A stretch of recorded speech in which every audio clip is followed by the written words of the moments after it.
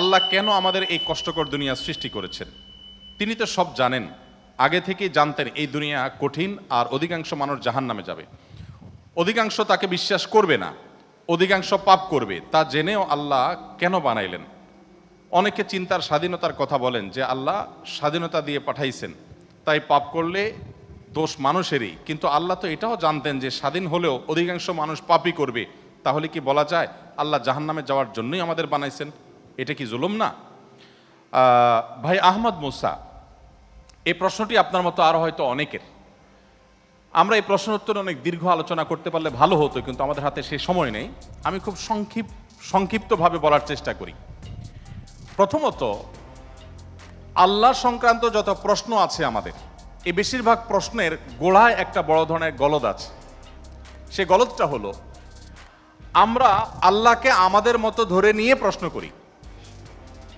অর্থাৎ আমি আপনি সাধারণ মানুষ সৃষ্টি, আমাদের যে সীমাবদ্ধতা আছে, আমাদের যে জায়গাটা আছে, আল্লাহ রাব্বুল আলামিনকে সেই জায়গায় বিবেচনা করে আমরা প্রশ্ন করি।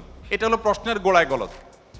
যেমন কেউ যখন প্রশ্ন করে যে আচ্ছা, আমাদেরকে আল্লাহ সৃষ্টি করেছেন, তাহলে আল্লাহকে কে সৃষ্টি করেছেন? নাউজুবিল্লাহ।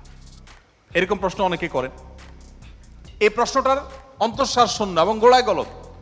কারণ আপনি নিজে সৃষ্টি, আপনি জানেন যে কোনো ক্রিয়া ছাড়া কোনো কর্ম হতে পারে না। সেজন্য আপনি নিজে সৃষ্টি হয়েছেন, আপনার স্রষ্টার সন্ধান করছেন যে আমি সৃষ্টি যেহেতু হয়েছে, আমার স্রষ্টা নিশ্চয়ই আছে।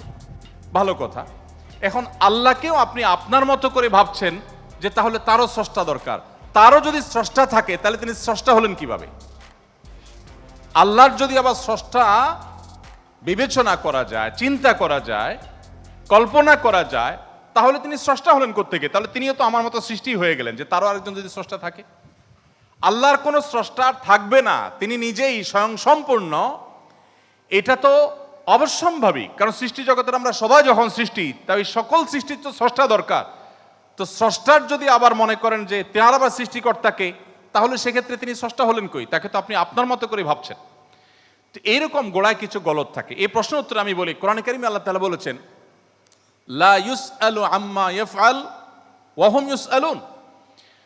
মহান আল্লাহ তাআলা তার নিজের সত্তা সম্পর্কে বলছেন, তিনি যা কিছু করেন তার এই সমস্ত কাজের জন্য কারোর কাছে তিনি জবাবদিহি করতে বাধ্য নন। কারণ তিনি তো মহান সৃষ্টিকর্তা, তার তো কোনো স্রষ্টা নেই, তার উপরে কেউ নেই, তিনি কার কাছে জবাবদিহি করবেন? তার কোনো কাজের জন্য তিনি কারোর কাছে জবাবদিহি করেন না, কিন্তু সবাইকে তার কাছে জবাবদিহি করতে হয়।